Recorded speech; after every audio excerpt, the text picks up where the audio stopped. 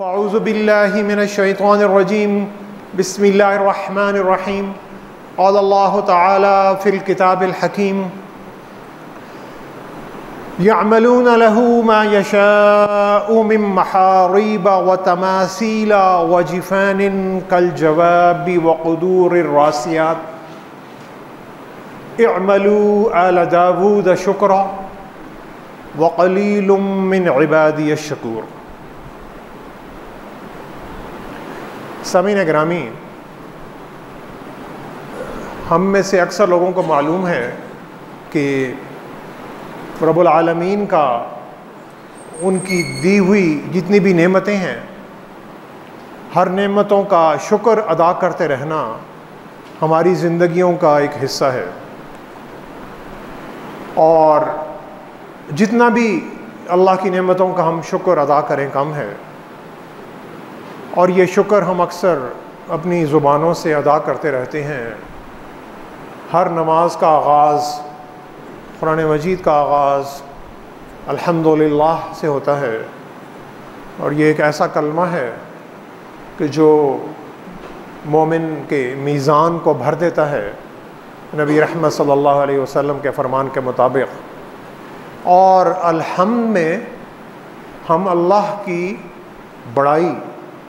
اور اللہ کی تعریف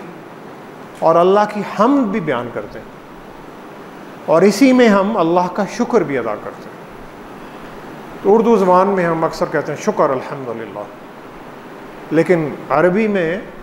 الحمدللہ ایک ایسا جامع لفظ ہے کہ جس میں اللہ تعالیٰ کی تعریف بھی ہے، اللہ تعالیٰ کی حمد بھی ہے، اللہ تعالیٰ کی بڑائی بھی ہے، اور اللہ تعالیٰ کا شکر بھی ہے۔ قرآن مجید میں اللہ تعالیٰ نے کئی مقامات پر اپنے بندوں کو اللہ کا شکر ادا کرنے کا حکم دیا۔ وَلَقَدْ آتَيْنَا لُقْمَانَ الْحِكْمَةَ أَنِ اشْكُرْ لِلَّهِ،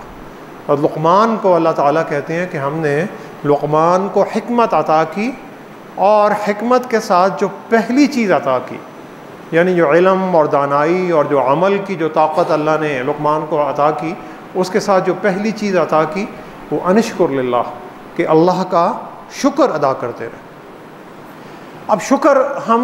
عمومی طور پر شکر کو ایک رد عمل کے طور پر لیتے ہیں، یعنی اللہ کی کوئی بھی نعمت ہے، پانی کا گلاس پیا تو شکر ادا کیا، الحمدللہ کہا، کھانے کا کوئی لقمہ کھایا تو الحمدللہ کہا،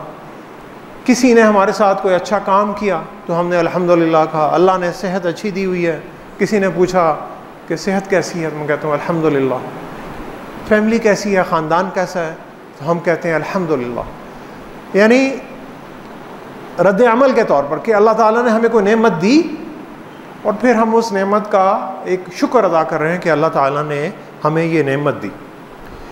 لیکن شکر کا ایک بہت بڑا پہلو،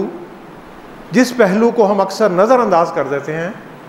وہ رد عمل کا نہیں ہے، وہ عمل کا ہے کہ شکر بندہ مومن کا عمل کیسے بنتا ہے، اور شکر بندہ مومن کی زندگی میں اور اس کے شب و روز میں اس کی جھلک کیسے آتی ہے۔ سورہ احقاف میں اللہ تعالیٰ فرماتے ہیں حتی اذا بلغ اشدہ وبلغ 40 سنہ، اللہ تعالیٰ اپنے بندوں کا ذکر کرتے ہیں کہ جب وہ اپنی پوری طاقت اور جوانی، یعنی جوانی اور بڑھاپا جہاں سے شروع ہو رہا ہوتا ہے، یعنی جہاں پر شعور پوری طرح پختہ ہو گیا ہوتا ہے، جذبات بھی ہوتے ہیں، جسمانی طاقت بھی ہوتی ہے، لیکن عقل بھی جذبات پر کافی حد تک قابو پا جاتی ہے، وہ عمر اللہ تعالیٰ نے بتائی 40 سنہ، 40 سال۔ اور باہر کی جو تحقیق ہے مغرب کی، وہ بھی یہ بتاتی ہے کہ جو انسان اپنی جو پیک پرفارمنس جسے کہتے ہیں، کہ جو اپنی زندگی کی جو بیسٹ پرفارمنس دے رہا ہوتا ہے، وہ 40 سے 50 سال کی عمر میں دے رہا ہوتا ہے۔ اور جب یہ اللہ کا بندہ 40 سال کا ہو گیا تو اس نے پھر اپنے رب سے دعا کی، قال ربی اوزعنی ان اشکر نعمتک التی انعمت علی وعلی والدی، اے میرے رب آپ مجھے توفیق عطا فرما، مجھے ہمت عطا فرما کہ میں، اے اللہ جو آپ نے مجھے نعمتیں عطا کی اور میرے جو والدین کو جو نعمتیں عطا کی، میں ان نعمتوں کا شکر ادا کر سکوں۔ رب العالمین نے سورہ نمل میں یہی بالکل ہو بہو یہی الفاظ حضرت سلیمان علیہ السلام کی زبان سے بھی ادا فرمائے۔ رب اوزعنی ان اشکر نعمتک التی انعمت علی وعلی والدی، کہ حضرت سلیمان علیہ السلام پر بھی اللہ تعالیٰ نے جو بے بہا نعمتیں دی تھیں، ان کے بارے میں بھی حضرت سلیمان نے یہی الفاظ ادا کیے کہ اے میرے رب آپ مجھے ہمت دے، مجھے توفیق دے، مجھے صلاحیتیں دے کہ میں آپ کی دی ہوئی نعمتوں کا اور جو آپ نے میرے والدین کو دی ہیں ان نعمتوں کا شکر ادا کر سکوں۔ اور پھر رب العالمین اپنے دو بڑے خاص نبیوں کا ذکر کر رہے ہیں، اور وہ انبیاء ہیں حضرت داؤد علیہ السلام اور حضرت سلیمان علیہ السلام۔ حضرت سلیمان علیہ السلام داؤد علیہ السلام کے بیٹے تھے، یہ اللہ تعالیٰ کے بڑے خاص نبیوں میں سے ایک نبی تھے، اور انہی کا جو عمل ہے یہی آج کے ہمارے اس خطبے کا موضوع ہے۔ اور سورہ سبا جو 22ویں پارے میں آیت نمبر 13 ہے، اس کے ساتھ یہ آج کے اس خطبے کا موضوع منسلک ہے۔ اللہ تعالیٰ نے اپنے ان دو بڑے برگزیدہ انبیاء علیہ السلام کا ذکر اس لیے کیا کہ یہ نبی باقی نبیوں سے بہت مختلف ہے۔ اللہ تعالیٰ کے باقی نبی جو تھے وہ سارے غریب گھرانوں میں پیدا ہوئے، وہ کمزور طبقات سے نکلے، اور کچھ نبی ایسے تھے جس میں حضرت یوسف علیہ السلام تھے ایسے، جو کہ کمزور گھرانے سے نکل کر بادشاہت تک پہنچے، اور نبی رحمت صلی اللہ علیہ وسلم بھی ایک غریب اور ایک کمزور گھرانے میں پیدا ہوئے۔ الم یجد کا یتیما فآویٰ، کہ اللہ نے آپ کو یتیم پایا، پھر اللہ تعالیٰ نے آپ کو ایک ٹھکانہ فراہم کر دیا۔ تو اپنی زندگی کے آخری حصے میں نبی رحمت صلی اللہ علیہ وسلم نے مدینہ المنورہ میں جو اسلامی سلطنت اور ریاست تھی اس کی تکمیل کی۔ حضرت یوسف علیہ السلام نے جوانی، یعنی کوئی 30-40 سال کی عمر کے تھے شاید، تو اس وقت وہ بادشاہ بن گئے تھے، لیکن حضرت داؤد علیہ السلام اور حضرت سلیمان علیہ السلام یہ بادشاہوں کے گھرانے میں پیدا ہوئے، اور اللہ تعالیٰ نے انہیں بہت زیادہ قوت عطا کی تھی۔ اللہ تعالیٰ نے انہیں بہت وسیع اور عریض سلطنت عطا کی۔ اللہ تعالیٰ نے انہیں وہ قوتیں اور طاقتیں عطا کی جو اللہ تعالیٰ نے انسانوں کو، باقی کسی انسان کو عطا نہیں کی۔ ہوا کو ان کے لیے مسخر کیا، جنات ان کے لیے کام کرتے تھے، پرندے ان کی زبان سمجھتے تھے، اور سیاسی طاقت، معاشی طاقت، سماجی طاقت، ذرائع ابلاغ کی طاقت، بہت بڑی سلطنت کہ جیسے مطلق العنان پوری دنیا کا، اس وقت کی جو بھی دنیا تھی یہ اس وقت کی دنیا کے دونوں بادشاہ تھے۔ ان بادشاہت کا ذکر آ رہا ہے سورہ سبا کی آیت نمبر 13 میں، یعملون لہ ما یشاء من محارب وتماثیل وجفان کالجواب وقدور الراسیات۔ حضرت سلیمان علیہ السلام جنات سے کام لیتے تھے، اور جنات کی جماعت حضرت سلیمان علیہ السلام کے لیے دن رات کام کرتی تھی۔ اور وہ کیا کام کر رہے ہیں؟ یعملون لہ ما یشاء، جو وہ چاہتے تھے وہ کرتے تھے۔ اور کیا کیا اللہ تعالیٰ نے 3-4 چیزوں خصوصیت سے بیان کی۔ من محاریب، وہ ان کے لیے بہت خوبصورت عمارات بناتے تھے، یعنی بلند اور بالا اور بہت خوبصورت بلڈنگیں بناتے تھے، جیسے آپ کہتے ہیں کہ جو بڑی بڑی ہائی رائز بلڈنگ ہیں اور دنیا کی جو بہت بڑی بڑی اونچی بلڈنگیں ہیں وہ بناتے تھے۔ وہ تماثیل کہتے ہیں نقش و نگار، یعنی بہت خوبصورتی سے ان پہ نقش و نگار بنے ہوئے تھے اور رنگ و روغن ہوا تھا، اور وہ ایسی خوبصورت عمارت ہوتی تھی اور اس کی دیکھنے والی خوبصورتی اور اس پہ بنے ہوئے نقش و نگار اتنے خوبصورت ہوتے تھے کہ دیکھنے والے دنگ رہ جاتے تھے۔ وجفان کالجواب، اور بڑے بڑے حوض اور تالاب کہ جیسے پانی، جیسے کوئی بڑے تالاب ہیں، فاؤنٹینز ہیں، چشمے لگے ہوئے ہیں، فوارے لگے ہوئے ہیں، اور وہ ایک ایسا ماحول ہے کہ جو صرف انسان دیکھ کے ہی سکون میں پہنچ جاتا ہے اور اسے ایک اطمینان ملتا ہے، اور وہ سمجھتا ہے کہ جیسے وہ کسی بہت ہی خوبصورت باغ میں آ گیا ہے۔ اور اس کے بعد وہ جنات کیا کرتے تھے؟ وجفان کالجواب، بڑی بڑی دیگیں یا بڑی بڑی بھٹیاں جیسے جسے ہم فرنس کہتے ہیں، اور جن فرنس میں لوہے کو پگھلایا جاتا ہے اور اس لوہے کو پگھلا کر اس سے بہت ساری کام کی چیزیں بنائی جاتی ہیں. تو عالی شان بلڈنگیں، ان بلڈنگوں پر خوبصورت نقش و نگار، خوبصورت پانی کے تالاب اور حوض اور فوارے، اور پھر لوہے کو پگھلانے والی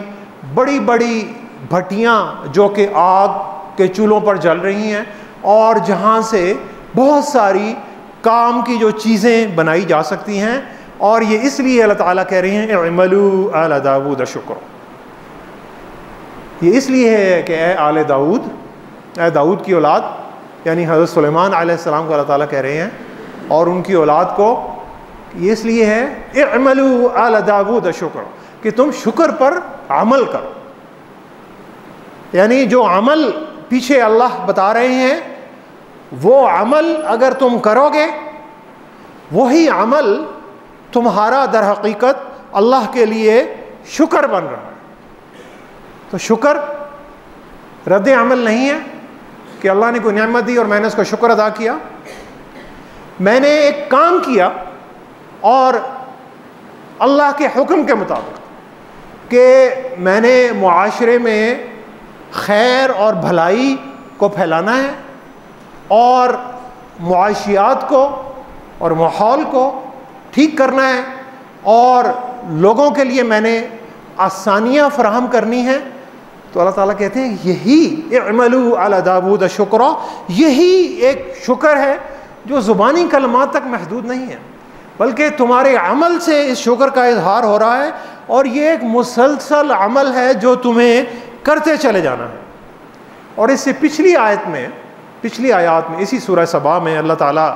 حضرت داؤد علیہ السلام کو، حضرت سلیمان کے والد کو حکم دے رہے ہیں ان اعمل سابغات وقدر فی السرد واعمل صالحا، کہ ہم نے داؤد علیہ السلام کو حکم دیا کہ تم لوہے کو پگھلا کر اس کی کڑیاں بناؤ، اور جسے ہم کہتے ہیں پریسین انجینئرنگ، یعنی بڑی میئرمنٹ لے کر وقدر فی السرد، اور پھر ان کی زرہیں بناؤ، یعنی لوگوں کی جانیں بچانے کے لیے ایجادات بناؤ. اور ایک خطبہ میں اسی ان اعمل سابغات وقدر فی السرد آج سے کچھ ماہ پہلے انہی آیات پر ایک خطبہ دے چکا ہوں کہ تم بنی نوع انسانیت کی بہتری کے لیے کوئی چیزیں بناؤ، کوئی تخلیق بناؤ، ان کے لیے کوئی کپڑے بناؤ، ان کے لیے کوئی ٹوپیاں بناؤ، ان کے پہننے کے لیے کوئی جوتے بناؤ، ان کی جان بچانے کے لیے زرہیں بناؤ، اور ان پوری چیزوں کو ایک خوبصورت طریقے سے ڈیزائن کرو. یہی شکر ہے، اللہ کا شکر یہی ہے. اور دونوں اللہ تعالیٰ کے جو پیارے نبی ہیں حضرت داؤد اور حضرت سلیمان علیہ السلام، انہیں حکم دیا جا رہا ہے کہ صنعتیں لگاؤ، لوہے کو پگھلاؤ، بڑی بڑی صنعتیں لگاؤ، بڑی بڑی عمارات بناؤ جہاں پر لوگ اپنا کاروبار زندگی اور بڑھا سکیں اور رزق حلال کما سکیں. لوگوں کی زندگیاں بچانے کے لیے اور لوگوں کی زندگیوں کو آسان بنانے کے لیے نئی نئی ایجادات کرو. گھوڑے بناؤ، گھوڑوں کی چیزیں بناؤ، جیسے آج کل کہا جا سکتا ہے کہ گاڑیاں بناؤ، جہاز بناؤ، نئی نئی ایجادات کرو، کمیونیکیشن کے نئے نئے طریقے ایجاد کرو اور لوگوں کے لیے آسانیاں پیدا کرو. آسانی پیدا کرنے کا مطلب یہ ہے کہ آج جو کام میں 1 گھنٹے میں کرتا ہوں تو 20 سال پہلے آج وہی ایک بندہ وہ کام 20 گھنٹے میں کرتا تھا. یعنی لوگوں کے لیے اتنی آسانی پیدا ہو گئی ہے کہ ان ایجادات کی وجہ سے لوگ اپنی اپنی زندگیوں میں بہت آسانی سے کام کر سکتے ہیں. جیسے ہم نل کھولتے ہیں تو نل میں پانی آتا ہے، لیکن آج سے اگر 30-40 سال پہلے چلے جائیں تو نلوں میں پانی نہیں آتا. شہروں میں ہم واش روم یوز کرتے ہیں تو سیوریج سسٹم ہے، پہلے یہ نہیں تھا. اور جو بزرگ لوگ ہیں وہ بڑی اچھی طرح جانتے ہیں کہ پہلے کس طرح لوگ تکلیفیں اٹھاتے تھے. اور آج بھی اس مملکت پاکستان میں بہت ساری ایک آبادی ایسی ہے جن کے نلوں میں پانی نہیں آتا. جن کے گھروں میں واش روم نہیں ہے. یعنی آج 2024 میں بھی یہ چیز یہاں پر ہے. تو تم اگر لوگوں کے لیے یہ کام کر رہے ہو, یہی تمہارا شکر ہے, اسی سے تمہارا شکر ظاہر ہو رہا ہے. اور تم بڑی بڑی بھٹیاں بنا رہے ہو جن میں دھاتوں کو ایک دوسرے کے ساتھ ملا کر نئی ایجادات کر رہے ہو, اور پھر تم نے ایک ایسا معاشی نظام بنا دیا ہے جو معاشی نظام خود انحصار ہے, جو باہر کسی سے قرضہ نہیں مانگتا, جو کسی کے آگے ہاتھ نہیں پھیلاتا, بحیثیت قوم بھی ہاتھ نہیں پھیلاتا, اور بحیثیت اللہ کے بندے کی بھی کسی کے آگے ہاتھ نہیں پھیلاتا. وہ اپنے آپ پر انحصار کرتا ہے, اپنی صلاحیتوں پر انحصار کرتا ہے, اور ایسا ایک نظام بناتا ہے کہ جہاں پر لوگوں کو ہنر سکھایا جاتا ہے, اور جہاں پر ہنرمند لوگوں کے لیے نوکریاں اور روزگار کے مواقع تخلیق کیے جاتے ہیں, اور جہاں پر کوئی نئی نئی چیزیں اور نئے نئے پروڈکٹس بنائے جاتے ہیں, نئی نئی سروسز دی جاتی ہیں, اور ایسے ایسے پروڈکٹس بنائے جاتے ہیں کہ لوگ دیکھیں تو لوگ دیکھ کر انہیں دنگ رہ جائیں, انہیں اسی طرح دنگ رہ جائیں کہ وہ محاریب و تماثیل, کہ یہ اتنی خوبصورت چیزیں ہیں یہ اللہ کے ان بندوں نے بنائی ہیں, اور وہ چیزیں خوبصورت بھی ہوں اور پائیدار بھی ہوں. اور دونوں انبیاء علیہ السلام کو اللہ تعالیٰ یہ حکم دے رہے ہیں کہ رب العالمین نے تمہیں جتنے بھی وسائل عطا کیے, جتنی بھی دماغی صلاحیتیں عطا کی ہیں, جتنا بھی علم عطا کیا ہے, جتنی بھی حکمت عطا کی ہے, جتنی بھی دولت دی ہے, جتنی بھی سیاسی طاقت دی ہے, جتنی بھی سماجی طاقت دی ہے, ان طاقتوں کو بھرپور 100% طریقے سے تم استعمال کرو, اور اس طاقت سے اپنی معاشی طاقت بڑھاؤ, اس طاقت سے اپنی سیاسی طاقت بڑھاؤ, اس طاقت سے اپنی فوجی طاقت بڑھاؤ, اور سب سے بڑھ کر اس طاقت کو لوگوں کی, عوام کی بھلائی کے لیے استعمال کرو. اور اگر تم یہ کر رہے ہو تو اعملوا آل داود شکرا, یہی ایک تمہارا شکر ہے. اور تم جب یہ شکر کرتے ہوئے, یہ عمل کرتے ہوئے تم اس دنیا سے چلے جاؤ گے تو تمہاری تخلیق رہ جائیں. تم نے جو عمارات بنائی ہیں, تم نے جو فیکٹریاں بنائی ہیں, تم نے وہ جو پورا معاشی ایک نظام بنایا ہے, وہ معاشی نظام رہے گا. جن لوگوں کو تم نے علم سکھایا ہے, جن بچوں کو, وہ اس علم کو لے کر آگے بڑھیں گے, اور جب تک وہ اللہ کے بندے اللہ کے بتائے ہوئے نظام کے مطابق اس نظام سے رزق حلال کماتے رہیں گے, تمہیں اس کا ثواب ملتا رہے گا. یہ تمہارے لیے ایک صدقہ جاریہ ہے. جب تک تمہاری یہ ان ایجادات سے لوگ فائدہ اٹھاتے رہیں گے, تمہیں اس کا ثواب ملتا رہے گا. اب سامعین گرامی, ایک بندہ ہے کوئی بھی, جیسے وہ ایک پھلوں کا ایک ٹھیلا لگاتا ہے, اور اس پھلوں کو ایمانتداری اور دیانتداری سے اور مناسب داموں پر ایک مناسب نفع رکھتے ہوئے وہ بیچنا شروع کرتا ہے. اللہ تعالیٰ اس میں برکت دیتے ہیں, اور پھر اس برکت سے وہ ایک دکان کھولتا ہے, اور پھر وہ دکان کھولتا ہے اور وہ دیکھتا ہے کہ یہ دکان میرا اور میرے گھر والوں کا جو رزق ہے اسے پورا کر رہی ہے. 1-2 ملازم رکھے ہوئے ہیں اور وہ چلتا رہتا ہے. 10-20 سال تک وہ دکان چلاتا ہے. پھر جب وہ بوڑھا ہونا شروع ہوتا ہے تو اپنے بچوں سے کہتا ہے کہ بچوں تم اس دکان کو چلاؤ. تو بچے کہتے ہیں ہم تو یہ پھلوں کی دکان نہیں چلاتے. کیوں؟ ہم تو پڑھ لکھ گئے, ہم تو کوئی اور کام کریں گے. تو اور وہ بچے کہیں اور چلے جاتے ہیں, اور پھر اس کی وہ دکان جو ہے وہ بند ہو جاتی ہے. اب اس کے مقابلے میں, اور یہ بندہ وہ کہتا ہے کہ میں نے ایمانتداری سے کام کیا, دیانتداری سے کام کیا, میں نے قناعت کی, اللہ نے جو مجھے دیا میری ضروریات کے لیے کافی ہے, اور میں یہاں پر بس کرتا ہوں اور اس سے آگے نہیں چلتا. یہ اس میں کوئی حرج نہیں ہے, لیکن یہ ایک پہلو ہے.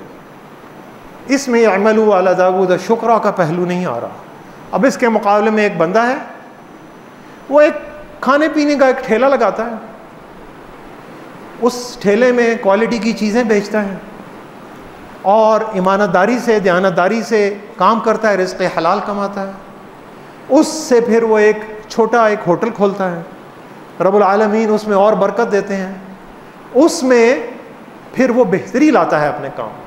اپنے کام کو اور بہتر بناتا ہے، اور پھر ایک ریسٹورنٹ سے 2 ریسٹورنٹ بناتا ہے اور اس کام کو اور آگے بڑھاتا ہے اسی طرح کے جس طرح، اور اس کے ذہن میں کیا ہے کہ میں نے محاریب و تماثیل و جفان کالجواب و قدور الراسیات، میں نے ایک بہت بڑی عالیشان ایک چیز بنانی ہے، لیکن مقصد دنیاوی نہیں ہے، مقصد پیسے کمانا نہیں ہے، مقصد یہ ہے کہ جو امت مسلمہ جو ایک جسم کی مانند ہے، اور اس جسم میں کوئی بھی اگر حصہ تکلیف میں ہو تو پیارے نبی صلی اللہ علیہ وسلم کے فرمان کے مطابق پورے جسم کو تکلیف ہوتی ہے، تو میں نے اس جسم کو صحت مند رکھنا ہے، اور میں نے اس امت مسلمہ کی اور اپنے اس معاشرے کی بہتری میں ایک میں نے اہم کردار ادا کرنا ہے، اور پھر وہ 2 ریسٹورنٹ بناتا ہے، وہ 3 بناتا ہے، اور وہ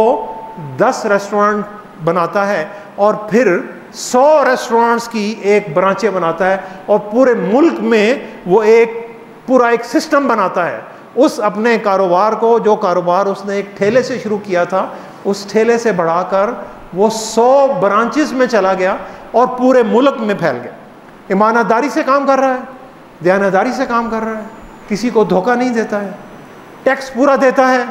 اپنی جو پوری ذمہ داریاں پوری ادا کرتا ہے، صدقات بھی دیتا ہے، زکوٰۃ بھی دیتا ہے، جو مال اللہ نے اسے دیا اسے کسی غلط کام میں استعمال نہیں کر رہا، اور معاشرے میں جو خیر کے کام ہیں اس خیر کو پھیلا رہا ہے۔ اب سامعین گرامی یہ ایک بندہ تھا، اب ذرا سوچئے کہ صرف اگر اس ایک بندے جیسے اللہ کے 10 بندے اور ہو جائیں جنہوں نے ایک ٹھیلے سے کام شروع کیا ہو، اور پھر وہ ٹھیلے سے چل کر انہوں نے ایک ریسٹورنٹ کی 100 چینز بنا لی ہوں، تو پورے ملک میں 1000 چینز ہو جائیں گی، 1000 آؤٹ لیٹس ہو جائیں گی، ایک ایسے ہوٹلز کی اور ایک ایسے پروڈکٹ کی کہ جو پاکستانی ہیں اور جسے مسلمان چلا رہے ہیں، اور اگر ایسے پاکستان میں آؤٹ لیٹ موجود ہوں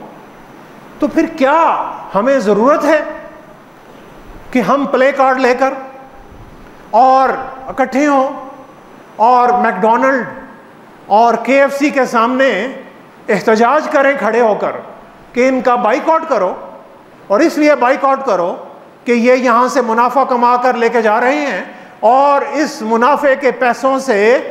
بم خریدے جا رہے ہیں، اور جن بموں سے اسرائیل غزہ میں ہمارے بچوں کا قتل عام کر رہا ہے؟ کیا ہمیں یہ احتجاج کرنے کی ضرورت ہے؟ نہیں ضرورت، اس لیے کہ ہمارے پاس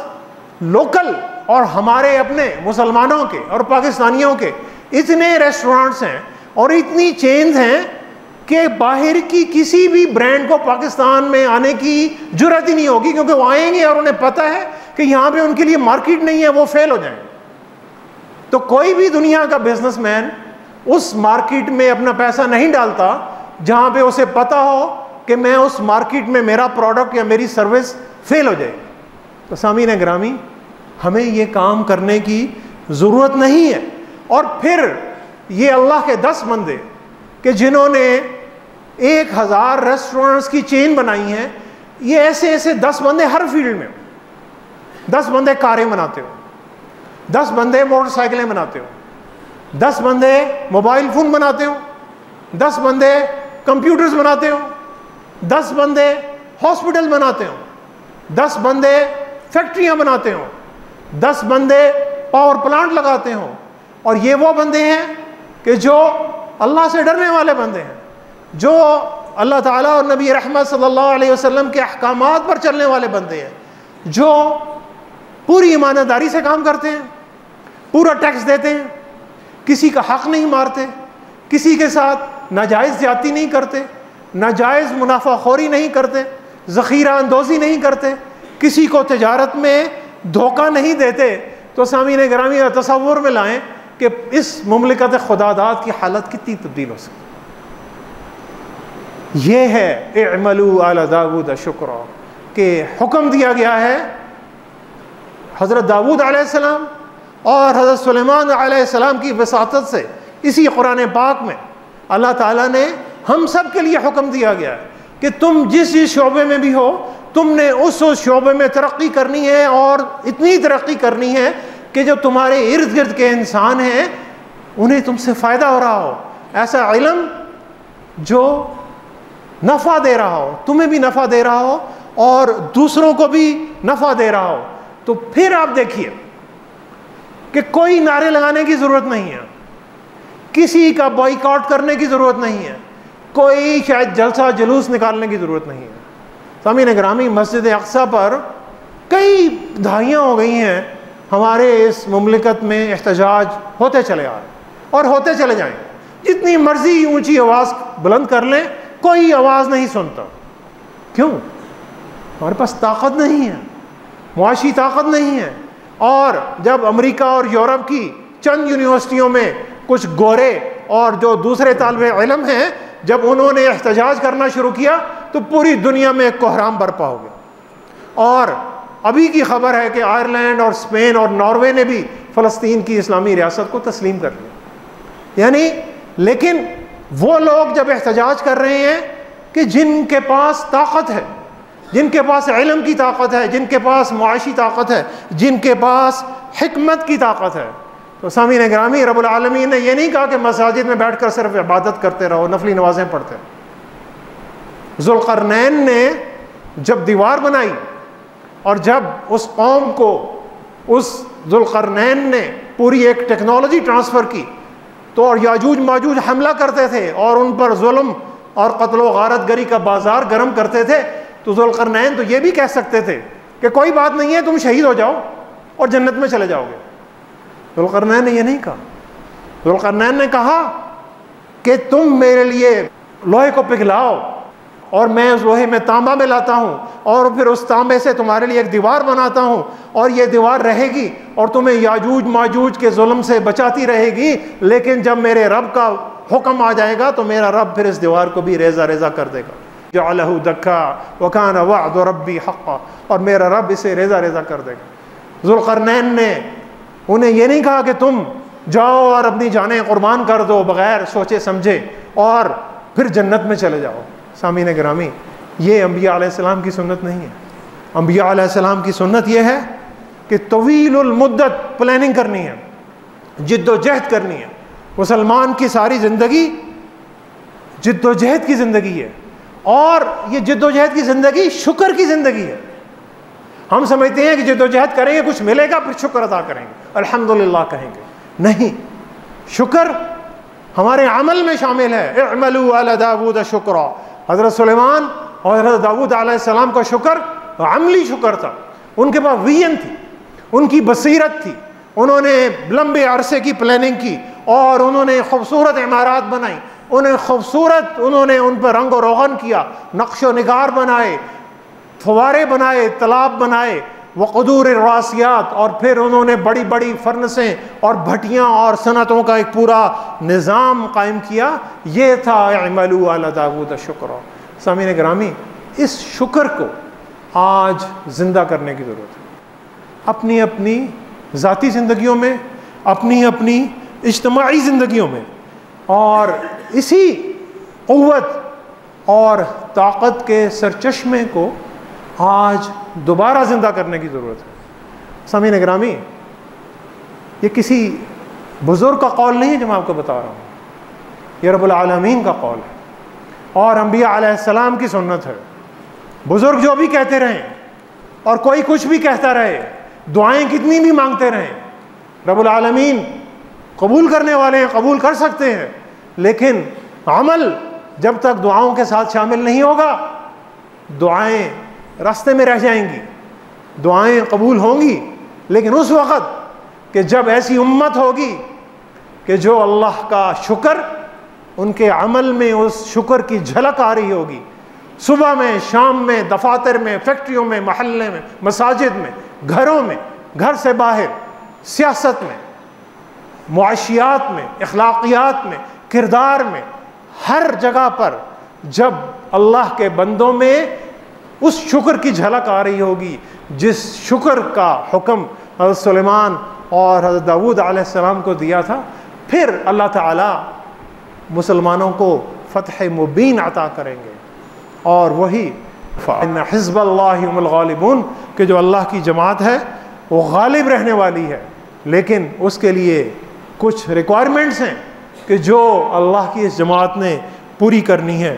سامعین گرامی، دعا کریں کہ اللہ تعالی ہمیں صنعت اور حرفت میں ترقی کرنے کی توفیق عطا فرمائے، اور اللہ تعالی ہمیں شکر کا عملی نمونہ بننے کی توفیق عطا فرمائے۔ صدق اللہ العلی العظیم ونفعنی وإیاکم بآیاتہ والذکر الحکیم، انہ تعالی جواد کریم ملک برء رؤوف الرحیم۔